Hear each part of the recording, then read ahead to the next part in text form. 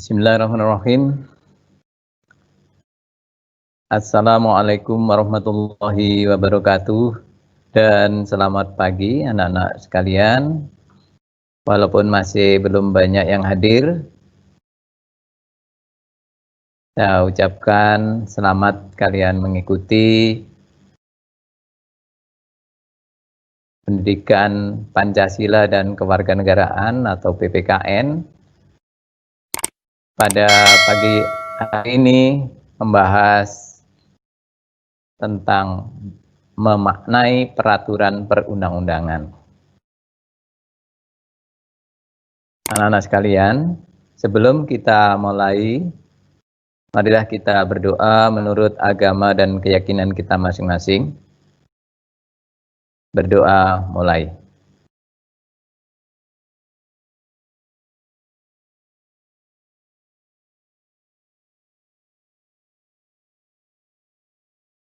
Selesai.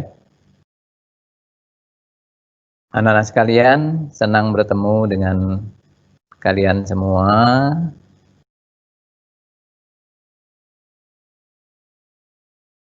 Pada pagi hari ini, Bapak harapkan kalian bisa konsentrasi, karena betapa pentingnya kalau kita konsentrasi sehingga bisa mengikuti materi ini yang merupakan tambahan ilmu yang bermanfaat bagi kalian dalam kehidupan bermasyarakat dan bernegara.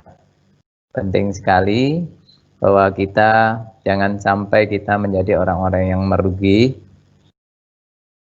bahwa barang siapa yang hari ini lebih baik dari kemarin, itulah orang-orang yang beruntung.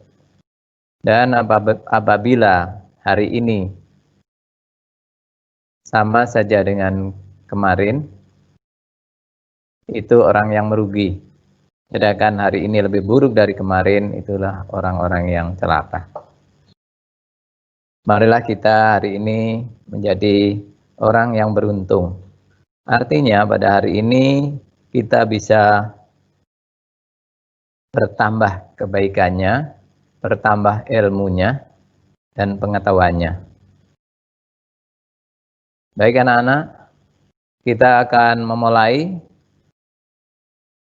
memaknai peraturan perundang-undangan.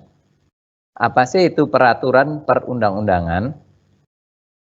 Mari kita lihat.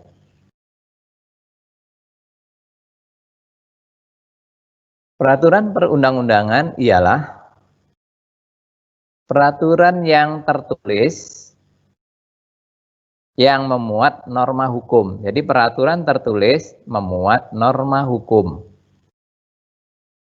Masih ingat berapa norma? Ada norma agama, norma kesusilaan, ada norma kesopanan, dan ada norma hukum. Nah, ini adalah norma hukum. Peraturan tertulis yang memuat norma hukum, mengikat secara umum, dibentuk dan ditetapkan oleh lembaga atau pejabat yang berwenang. Jadi, kalau ada peraturan yang berupa norma hukum ini mengikat kepada semua masyarakat karena dibentuk dan ditetapkan oleh lembaga atau pejabat yang berwenang sesuai dengan prosedur yang ditetapkan dengan peraturan perundang-undangan.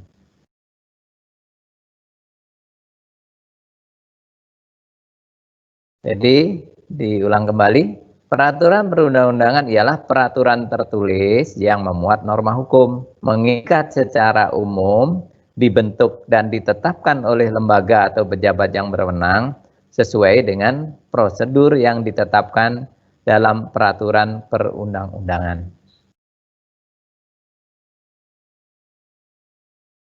Oke, ingat, ini nanti akan menjadi tugas kalian ya. Sekarang kita lanjutkan. Dalam tata urutan peraturan perundang-undangan, perlu dilakukan sesuai dengan prinsip atau asas umum yang berlaku dalam hukum, yaitu sebagai berikut. Yang pertama, jadi ini prinsipnya, diingat, prinsip atau asas umum yang berlaku dalam hukum, tata urutan peraturan perundang-undangan.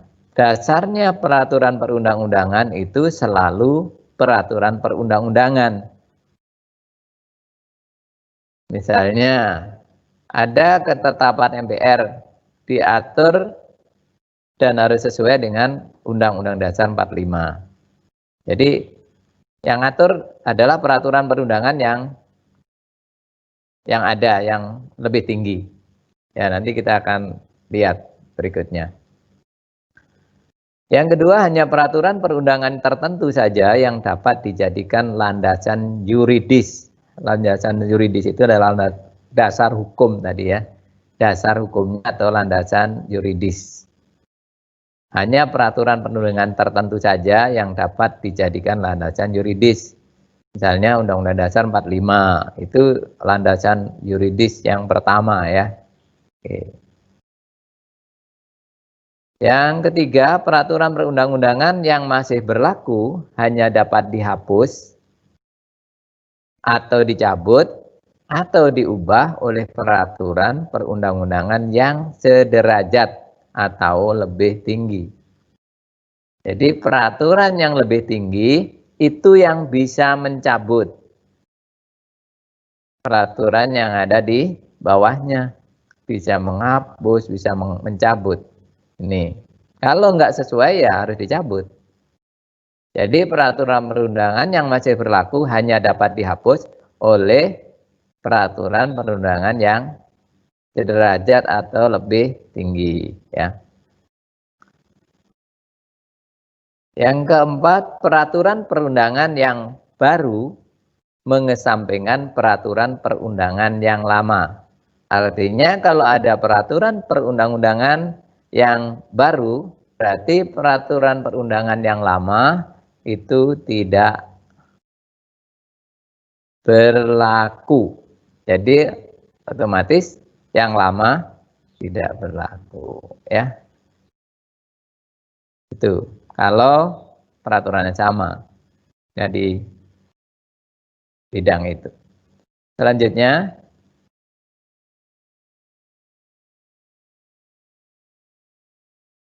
peraturan perundangan yang lebih tinggi mengesampingkan peraturan perundangan yang lebih rendah. Jadi peraturan yang lebih tinggi itu ya tidak boleh diatur oleh yang lebih rendah. Yang peraturan lebih tinggi justru mengatur perundangan yang lebih rendah.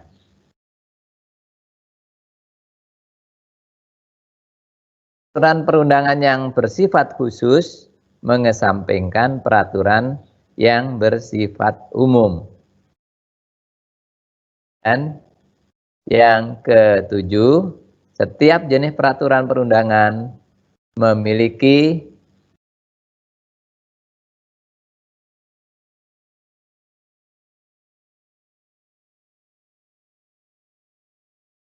materi yang berbeda. Oke, inilah ada prinsip, diingat, ada 7 prinsip atau asas umum yang berlaku dalam hukum, yaitu tata peraturan perundang-undangan. Jadi tata urutannya begitu. Jadi diingat kembali, dasar peraturan perundangan selalu peraturan perundang-undangan. Hanya peraturan perundangan yang tertentu saja dapat dijadikan landasan yuridis. Peraturan perundangan yang masih berlaku hanya dapat dihapus atau dicabut atau dirubah oleh peraturan perundangan yang sederajat atau yang lebih tinggi. Dan peraturan perundangan yang baru mengesampingkan peraturan perundangan yang lama. Peraturan perundangan yang lebih tinggi mengesampingkan peraturan perundangan yang lebih rendah. Peraturan perundangan yang bersifat khusus mengesampingkan peraturan perundangan yang bersifat umum. Dan yang ketujuh, setiap jenis peraturan perundangan memiliki materi yang berbeda. Ini Jadi tugas kalian ini yang kedua. Ya. Jadi tata urutan prinsip-prinsip atau asas umum. Jadi tata urutan yang perlu dilakukan sesuai dengan prinsip-prinsip atau asas umum yang berlaku dalam hukum. Selanjutnya, jenis atau hierarki peraturan perundang-undangan di Indonesia yang sesuai dengan pasal 7 Undang-Undang Nomor 12 Tahun 2011 tentang pembentukan peraturan perundang-undangan. Nah, ini urutannya. Mana yang paling tinggi adalah Undang-Undang Dasar. Undang-Undang Dasar Negara Republik Indonesia ini adalah sumber hukum dan merupakan peraturan perundang-undangan yang tertinggi. Lalu Undang-Undang Dasar bersumber dari mana? Sumber hukum ini bersumber kepada Pancasila. Di sini adalah merupakan peraturan yang tertulis tadi ya, yang tertulis. Siapa yang buat ini ya? Dibuat oleh lembaga yang berwenang. Undang-Undang Dasar 45 dirancang oleh Badan Penyelidik Usaha Persiapan Kemerdekaan Indonesia atau BPUPKI yang merancang, kemudian disahkan oleh PPKI pada tanggal 18 Agustus. Ini yang buat. Makanya ini adalah merupakan hukum yang tertinggi, hukum tertulis yang tertinggi. Di bawah undang-undang ada ketetapan MPR. Ketetapan Majelis Permusyawaratan Rakyat. Apa itu MPR? Apa kalian sudah tahu itu MPR? Majelis Permusyawaratan Rakyat itu terdiri dari Dewan Perwakilan Rakyat dan Dewan Perwakilan Daerah. Bergabung jadi satu, namanya MPR, yang dipilih melalui pemilihan umum. Ini MPR. Ketetapan MPR dibuat oleh MPR.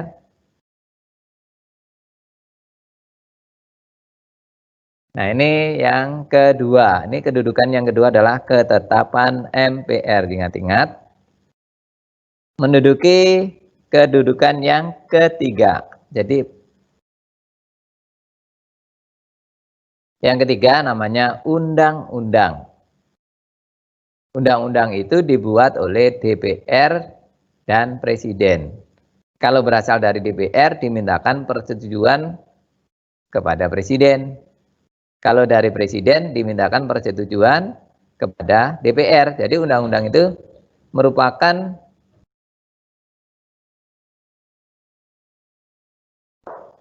kerja atau gabungan dari DPR dengan Presiden.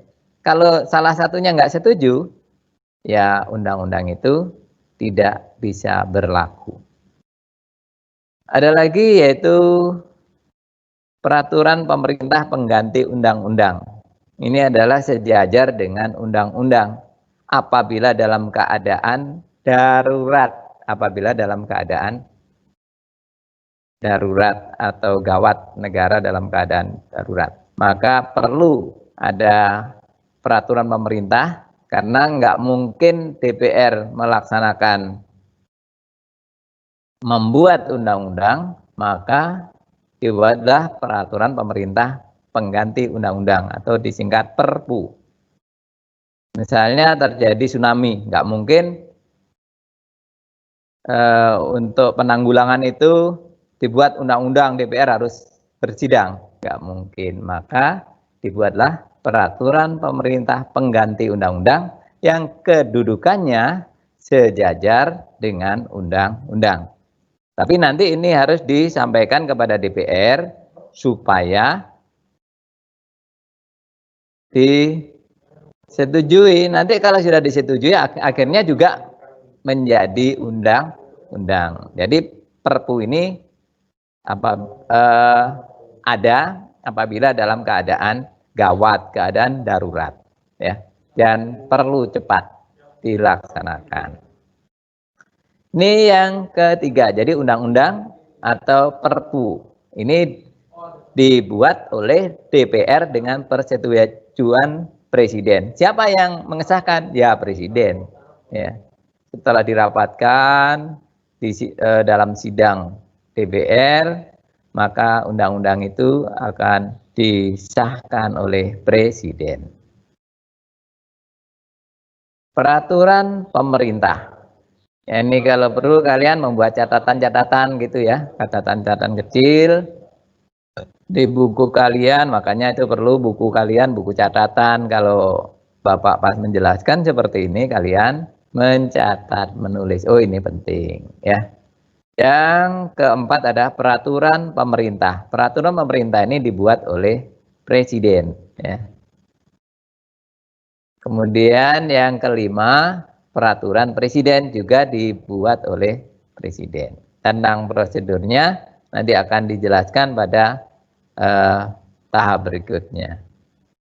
Kemudian peraturan daerah provinsi atau peraturan daerah yang ada di provinsi. Kalau kita ada Perda Provinsi Kalimantan Timur ya. Nah, ini berada di bawah peraturan Presiden. Peraturan daerah provinsi ini dibuat oleh siapa? Oleh gubernur dengan persetujuan DPR daerah provinsi, DPRD provinsi ya. Ya, yang kantornya itu dekat, kalau kita jalan itu ada PLN sana, itu yang ke PLN di M Said ya, dari sana kan ada gedung DPRD provinsi ya, di sana ya. Nah, jadi peraturan daerah provinsi itu dibuat oleh gubernur dengan DPRD ya, sama dengan undang-undang tadi, Presiden dengan DPR kalau untuk pemerintah pusat. Kalau pemerintah daerah provinsi dibuat oleh kepala daerah provinsi atau gubernur dengan persetujuan DPRD, karena antara pejabat dengan wakil rakyatnya ini kalau sudah setuju, kalau sesuai enggak ini untuk kepentingan rakyat daerah itu. Selanjutnya di bawahnya lagi, yang paling bawah ini ada peraturan daerah kabupaten atau kota. Jadi peraturan daerah kabupaten ini dibuat oleh bupati dengan persetujuan DPRD kabupaten. Kalau kota juga DPRD kota. Kalau di Samarinda DPRD kota. Oke, demikian tata urutannya, jenis dan hierarki. Jadi urutan dari atas ke bawah. Jadi Undang-Undang Dasar, di bawahnya Undang-Undang Dasar ada ketetapan MPR, di bawahnya lagi ada undang-undang atau Perpu, di bawahnya lagi ada peraturan pemerintah, di bawahnya lagi adalah peraturan presiden, di bawahnya lagi ada peraturan daerah provinsi, dan di bawahnya lagi ada peraturan daerah kabupaten atau kota. Yud, kita akan asas dalam pembentukan peraturan perundang-undangan. Ditegaskan dalam pasal 5 dan penjelasannya sebagai berikut ini. Asas dalam pembentukan peraturan perundangan ditegaskan dalam pasal 5 itu, yaitu harus ada mempunyai asas kejelasan tujuan. Tujuannya harus jelas, bahwa setiap pembentukan peraturan perundangan harus mempunyai tujuan yang jelas. Untuk apa dibuat? Jadi peraturan perundangan itu untuk apa dibuat? Misalnya peraturan daerah ini tentang pemakaian masker. Untuk apa dibuat? Untuk memutus mata rantai COVID-19. Nah, gitu. Oh, pakai masker, jaga jarak, ya, cuci tangan pakai sabun. Nah, ini buat aturan seperti itu, dan dibuat juga aturan dendanya bagi yang melanggar, supaya COVID-19 ini bisa lama-lama bisa hilang dengan sendirinya, karena sudah mata rantainya habis, ya, begitu. Di samping itu juga nanti akan terjadi juga kekebalan juga dari warga atau kita semua, sehingga bisa menangkal kalau ada COVID-19. Oke, itu contohnya. Kemudian lembagaannya atau organ membentuknya harus tepat. Siapa yang buat gitu ya? Dibuat oleh lembaga negara, pejabat yang berwenang, kemudian dan juga dibatalkan oleh lembaga itu sendiri. Tapi peraturan itu tidak bisa dibatalkan oleh lembaga lain yang tidak berwenang, ya. Itu lembaganya harus pembentukan organ pembentuknya harus tepat. Misalnya gubernur, DPR itu adalah lembaga negaranya DPR, pejabatnya gubernur, ya. Nah itu harus di lembaganya tepat. Yang berikutnya harus sesuai dengan antara hierarkinya dengan materi muatan. Jadi jenis, hierarki, dan materi muatannya harus sesuai, bahwa dalam pembentukan peraturan perundangan pembuat harus benar-benar memperhatikan materi muatan yang tepat sesuai dengan jenis dan hierarki peraturan perundang-undangan. Yang keempat, peraturan itu harus dapat dilaksanakan, ya. Kalau nggak bisa dilaksanakan, kenapa dibuat gitu ya? Jadi harus bisa dilaksanakan. Bahwa setiap pembentukan peraturan perundangan harus memperhitungkan efektivitas peraturan perundang-undangan tersebut di dalam masyarakat, baik secara filosofis, sosiologis maupun yuridis. Artinya bisa dilaksanakan. Selanjutnya, yang kelima adalah kedayagunaan dan kehasilgunaan. Ya, peraturan itu dibuat harus berdaya guna dan berhasil guna. Artinya harus kalau memang benar-benar diperlukan oleh masyarakat itu dibuat dan bermanfaat dalam mengatur kehidupan bermasyarakat, berbangsa dan bernegara. Ini namanya berdaya guna dan berhasil guna. Yang ke-6, kejelasan rumusan. Rumusannya harus jelas, bisa dipahami oleh masyarakat. Bahwa setiap peraturan perundangan harus memenuhi persyaratan teknis penyusunan peraturan perundangan, sistematikanya, pilihan katanya, istilahnya, serta bahasa hukum yang jelas dan mudah dimengerti, sehingga tidak menimbulkan berbagai macam interpretasi dan dalam pelaksanaannya. Tidak jadi konflik ya, jadi harus jelas ya. Nah ini kalau jelas maka itu benar ya. Kemudian yang ke-7, keterbukaan. Keterbukaan artinya dalam pembentukan peraturan perundangan mulai dari perencanaan, penyusunan, pembahasan, pengesahan, penetapan, dan pengundangan bersifat transparan dan terbuka. Jadi terbuka. Ya, disosialisasikan dulu ke masyarakat. Kemudian kalau sudah betul-betul, oh ini kan diuji dulu masyarakat ini setuju enggak gitu ya. Nah ini terbuka. Jadi kalau sudah, oh ini banyak tuh terjadi konflik dan sebagainya, wah ini ditunda atau dibatalkan, itu dilihat keadaannya seperti itu. Jadi dari perencanaan, penyusunan, pembahasan, pengesahan, dan sampai pengundangan itu harus bersifat transparan atau terbuka. Jadi harus diketahui oleh masyarakat. Demikian seluruh lapisan masyarakat mempunyai kesempatan yang seluas-luasnya untuk memberikan masukan ke dalam peraturan perundang-undangan tersebut.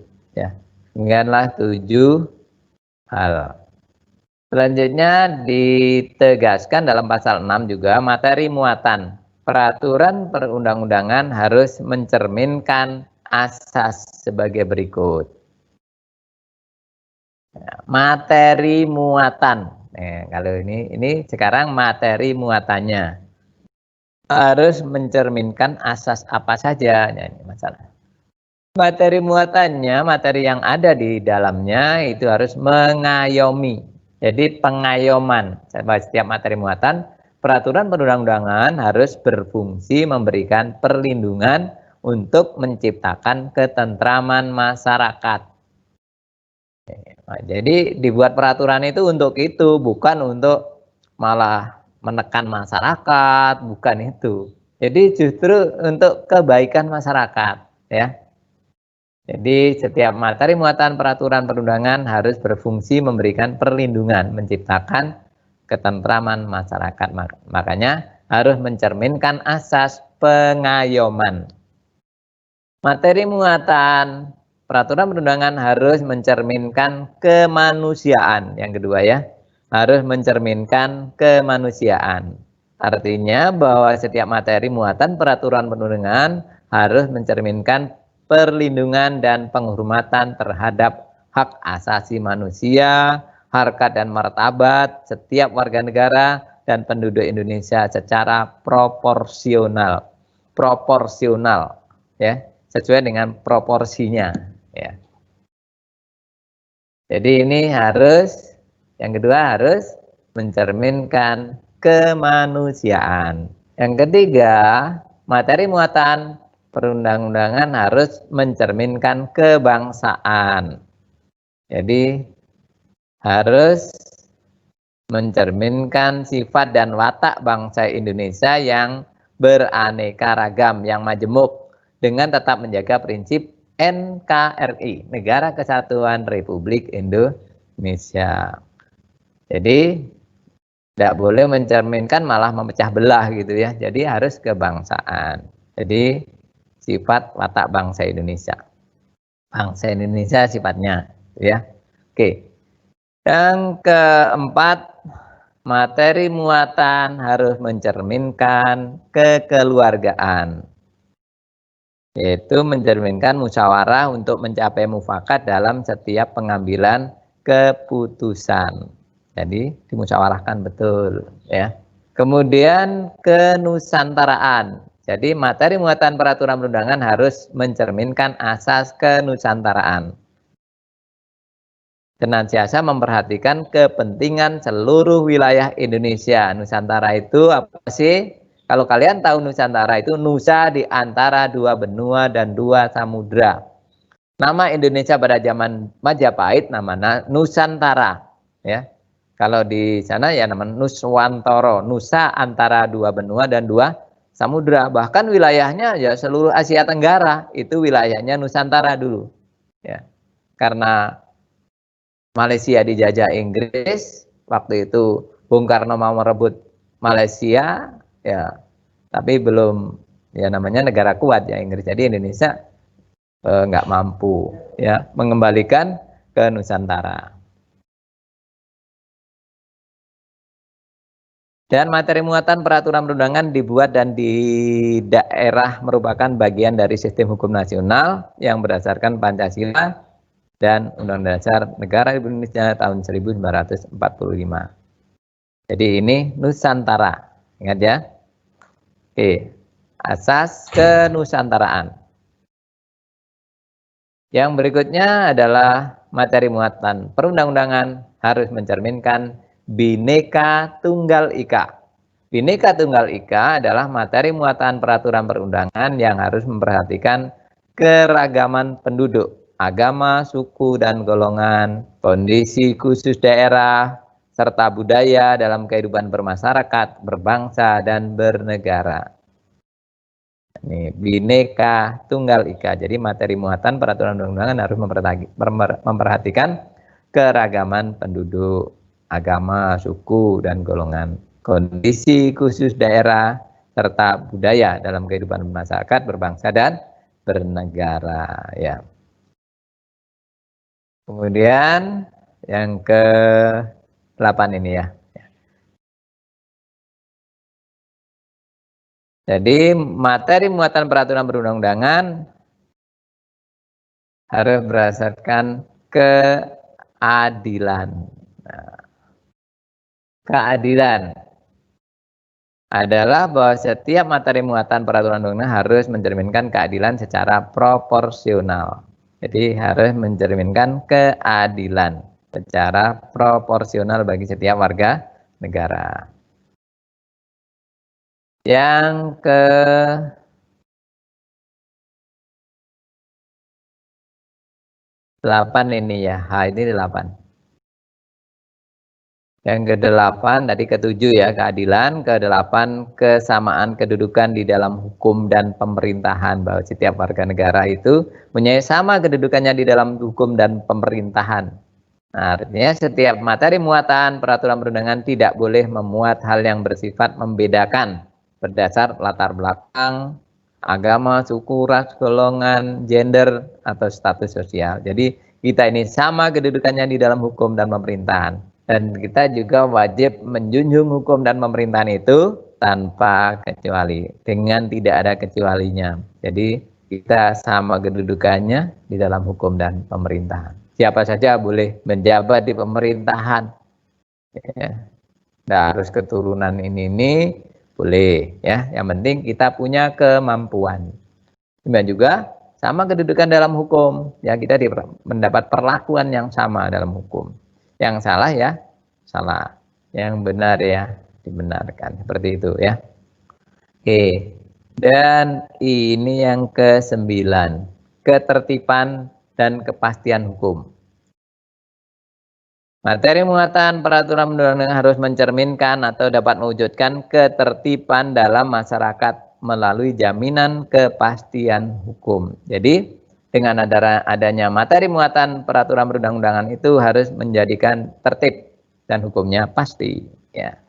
Oke, dan yang ke-10 ini yang terakhir adalah keseimbangan, keserasian, dan keselarasan adalah bahwa setiap materi muatan peraturan perundang-undangan harus mencerminkan keseimbangan, keserasian, dan keselarasan antara kepentingan individu, masyarakat, serta kepentingan bangsa dan negara. Jadi itu seimbang, serasi, dan selaras, bahwa materi muatan itu dalam peraturan perundang-undangan harus mencerminkan keseimbangan, keserasian, dan keselarasan antara kepentingan individu, masyarakat, serta kepentingan bangsa dan negara. Baik, demikian materi yang Bapak sampaikan pada pagi hari ini ya. Nah, ini tidak banyak, hanya nanti tugasnya ada 5 soal ya. Ya, kita lihat. Ini yang pertama peraturan perundang-undangan. Nanti pertanyaannya kalian catat ya. Apakah yang dimaksud dengan peraturan perundang-undangan? Nanti jawabannya peraturan perundang-undangan ialah. Nah, ini pertanyaan pertama. Ya, tugas ini ya, tugasnya ini. Kemudian nomor 2, ya, jelaskan tata urutan. Jelaskan prinsip-prinsip atau asas umum dalam tata urutan peraturan perundang-undangan. Prinsip atau asas umum dalam tata peraturan perundang-undangan. Jadi ada 7 prinsip. Ya. Nanti kalian jawab, itu pertanyaan kedua. Pertanyaan ketiga, jelaskan jenis dan hierarki peraturan perundang-undangan sesuai dengan pasal 7 Undang-Undang Nomor 12 Tahun 2011 tentang pembentukan peraturan perundang-undangan. Ya, ini ya. Jadi kalian nanti tata urutannya atau jenis dan hierarkinya adalah mulai dari Undang-Undang Dasar, ketetapan MPR, undang-undang atau perpu, peraturan pemerintah atau PP, peraturan presiden atau perpres, peraturan daerah provinsi atau perda provinsi, peraturan daerah kabupaten kota atau perda kabupaten kota. Ini ya. Oke, pertanyaan berikutnya. Yang keempat, jelaskan asas-asas pembentukan peraturan perundang-undangan yang sesuai dengan pasal 5 dan penjelasannya ya itu ya. Oke, jelaskan asas pembentukan peraturan perundang-undangan. Ya, ada berapa itu asasnya? Ada 7 asas ya. Kemudian yang Pertanyaan yang kelima, jadi kali ini kan ada 5 pertanyaan ya. Pertanyaan yang kelima, yaitu materi muatan peraturan perundang-undangan harus mencerminkan asas apa saja? Pengayoman, kemanusiaan, kebangsaan, ya ini jawabannya bisa disingkat ya. Tapi uraiannya yang disingkat ya. Nah, pengayoman artinya nanti bisa dipendekkan gitu ya jawabannya ya. Tapi kalau kalian menulis lengkap juga nggak apa-apa, bagus ya. Nah, kan lebih paham, lebih mengerti. Jadi ini ada 10